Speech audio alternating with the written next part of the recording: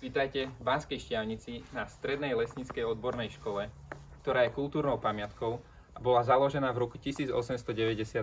Moje meno je Adam a ja vám teraz ukážem môj odbor. Toto sú priestory, v ktorých výučba prebieha.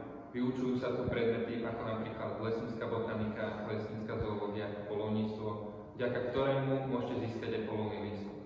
Vo vyšších ročníkoch sú tu napríklad lesná ťažba, pestovanie a starostlivosť o les a hospodárska úprava lesa.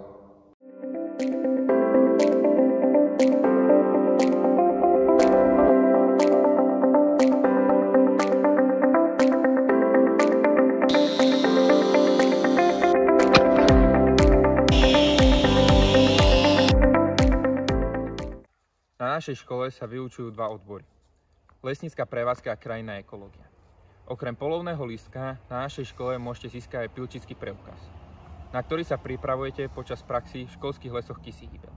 V školských lesoch sa nachádza aj naša vlastná strelnica.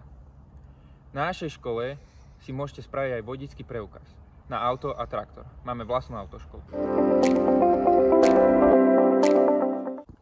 Okrem toho máme aj veľa mimoškolských aktivít, ako napríklad lovecká lukostrelba, trubači a sokoliari. Máme aj vlastnú sokoliareň, ktorá sa nachádza hneď pri školskom internáte. Žiaci v nej trávia svoj voľný čas.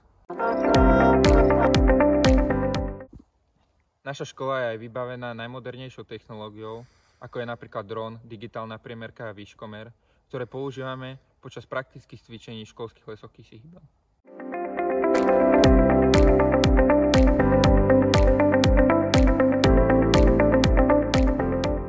Za našou školou sa nachádza aj botanická záhrada, v ktorej je veľa rôznych drevín z celého sveta. Najzaujímavejšou je sekvojovec mamutí, ktorý je z nich najväčší. Na našej škole máme veľa tradícií, napríklad jednou z nich je viazanie stropu čečinou a listami pred stužkou. Viaže to celá škola, pomáhame si všetci navzájom.